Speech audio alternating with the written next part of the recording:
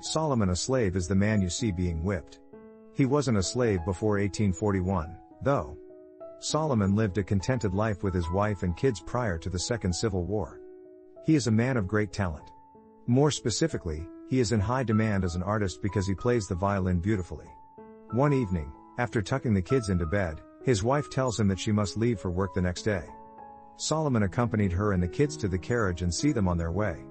The following day, a close friend introduces Solomon to two travelers named Hamilton and Brown who claimed to work in a circus show.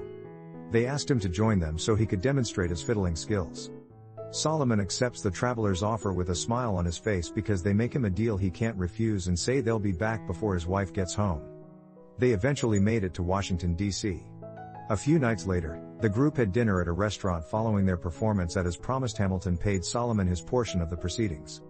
Solomon expresses his sincere gratitude to them for going above and beyond the amount they had pledged. But Solomon draws strange looks from the two partners. His glass is still full, but Hamilton pours him more wine. Solomon drank quite a bit of booze before he passed out. He awakens shackled to the floor of a dark chamber. Solomon quakes and furiously scans his surroundings.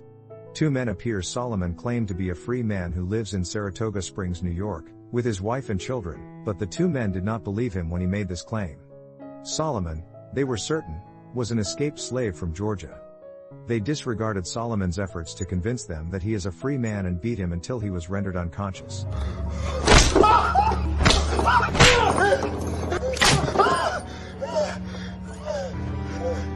He was handled like a beast. He then understands that Brown and Hamilton sold him into slavery, took his papers, and betrayed him. The men came back a little while later and insisted that he put on the clothes they had brought. Solomon is transferred to an enclosure with other slaves a few days later. Before traveling to the south to be sold, they must wash and get ready.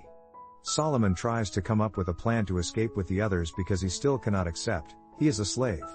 Clemens, a slave who has endured a great deal, has convinced them that there is no hope for them. A mother named Elise and her kids enter the enclosure shortly after that. They are then taken to a riverboat while chained. Clemens encourages Solomon to keep a low profile if he wants to survive the expedition. If you want to survive, do and say as little as possible. He should keep quiet and act like he can't read or write, but not everyone wants to survive. Robert wants to revolt, while someone else would prefer to perish than trying to live as a slave. Solomon and Clemens are unsure if they can defeat the entire team. Later that evening, Elisa is awakened by a slaver, who snatches her by the hand and drags her outside. When Robert tries to stop the slaver fatally stabs him. The body is thrown into the water by Clemens and Solomon the following day. When they get to their destination, an unexpected event happens. Clemens' owner is waiting for him and instructs the slaver to give his goods back to him. Clemens embraces his owner because he is overjoyed.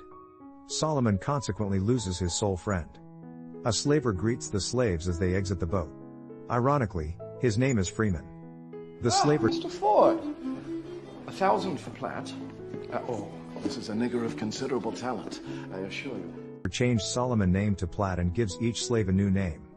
Solomon rejected the name Platt and was slapped. Before being shown to potential buyers, Freeman makes the slaves wash. Then they were displayed as a slave trade exhibit. Freeman only thinks about his money and has no morals or beliefs. After that, Freeman shows the slaves to his customers. Elisa, the mother, asks Ford to take her children as well, and Ford is persuaded to take at least her daughter, but Freeman objects. Ford is a classy plantation owner who exhibits interest in Solomon. Ford ends up purchasing Solomon and Elisa. He attempted to negotiate a price for her daughter, but Freeman has other intentions to sell her into prostitution when she is older. The poor mother is furious and cries hysterically. Solomon is instructed to play the violin by Freeman to lighten the atmosphere as slave handler are presented with all the slaves. The slaves, to include Solomon and Elisa, are brought to Ford's plantation. They are provided with food and a place to stay for the night because they must work the following day. On their first day on the farm, they met Tibbets. He is a normal megalomaniac with a mild addiction to power. The slaves begin their labor-intensive duties on the property by cutting wood. The following day, Solomon comes forward with an innovative plan, suggesting transporting the lumber across the river, greatly reducing cost. Ford is impressed by Solomon's scheme and gives him the go-ahead, although Tibbets disapproved of it, emphasizing that Solomon is still simply a black man. Are you an engineer or a nigger? Solomon assembles the team, and his plan is successful. Tibbets observes, uncomfortable and almost irritated, as Ford seems astounded. Ford gave Solomon a violin since he recognized his talent. Elisa's crying is still going on in the sleeping area. Solomon implored her to stop because he couldn't take it any longer. She should be relieved that Ford is not an abusive boss, he informed her.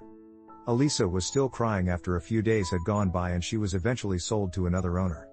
Solomon distinguished out from the other slaves, and Mr. Ford liked that, so he gave him the job of building a simple cottage. As he was constructing the cabin, Tibbets spotted a chance to humiliate Platt since he loathed the attention Platt was receiving.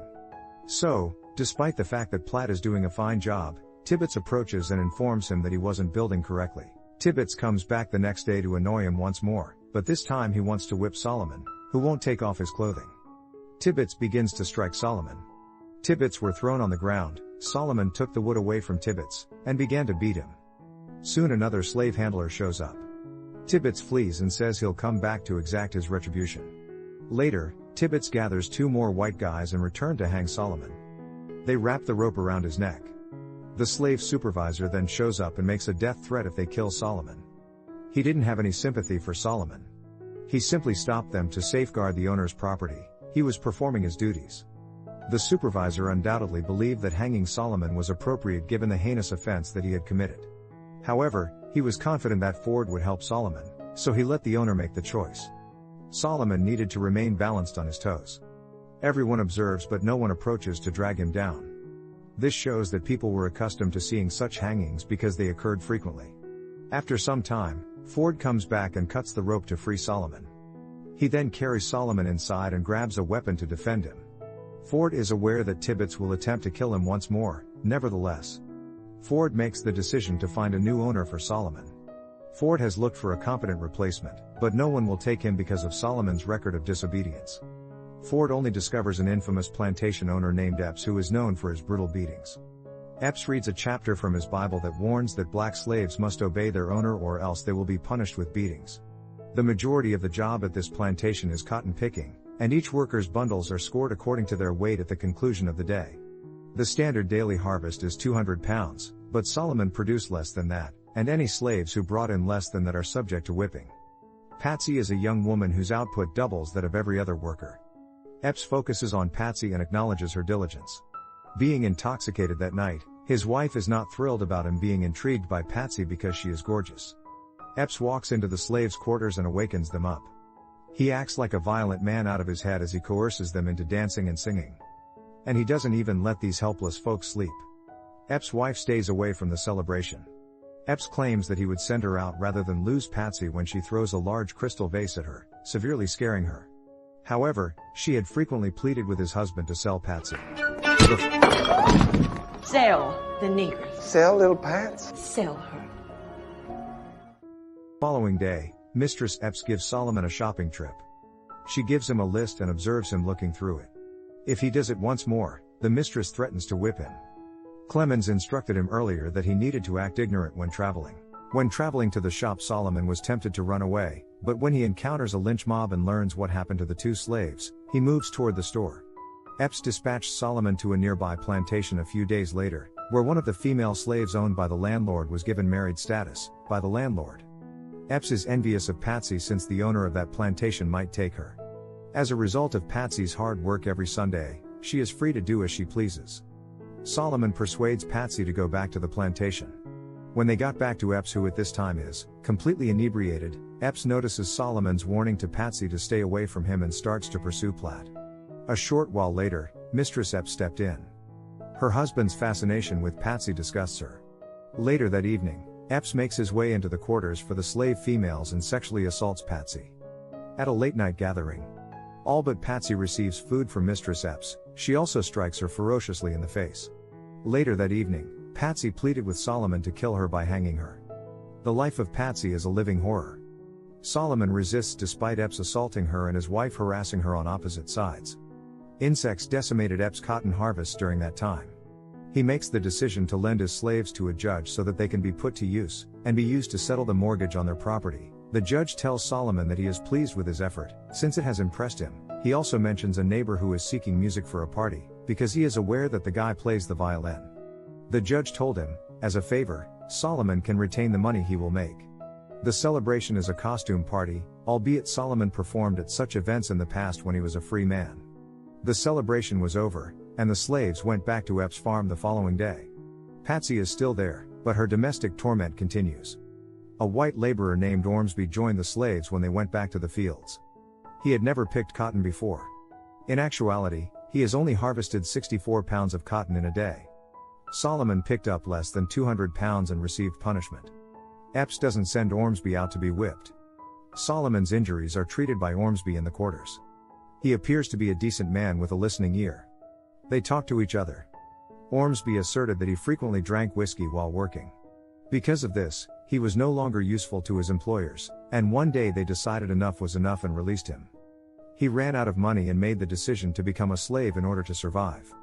To raise money to get back on his feet, Solomon leaned on Ormsby and requested that he send a letter in an effort to be set free. Additionally, he gives Ormsby all the party earnings and swears to him silence. Solomon promises to deliver the letter within 2 days, so he begins to prepare it.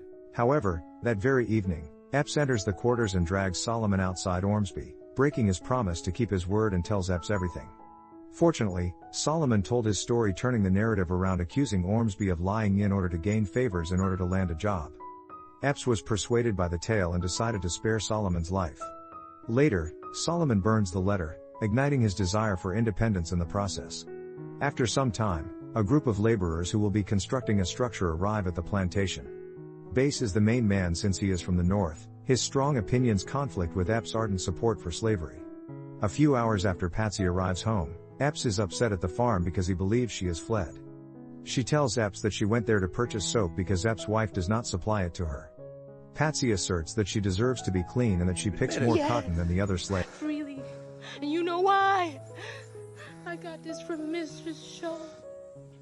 Mrs. Epps won't even grab me no soap to clean with. I stink so much to make myself gag. Patsy is told to be tied to the whipping post by Epps, who doesn't pay attention. Epps takes the whip and commands Solomon to whip Patsy. Solomon slaps her lightly, but the mistress cries at him to violently hit her. He threatens Solomon with a gun and says he will kill all the slaves if he does not whip Patsy harder, so Solomon starts severely whipping her.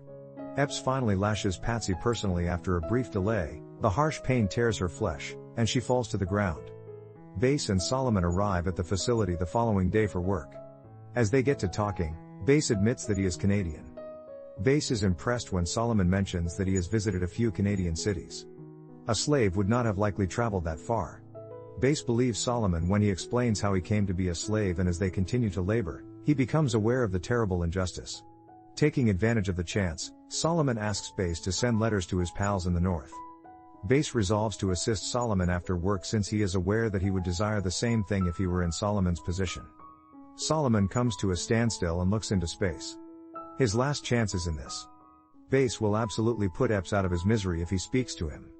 A carriage pulls up to Epps' plantation one day as a bunch of slaves are working to plow the ground and plant seeds. Mr. Parker, a store owner, exits the carriage in front of Solomon. They immediately know one another and embrace.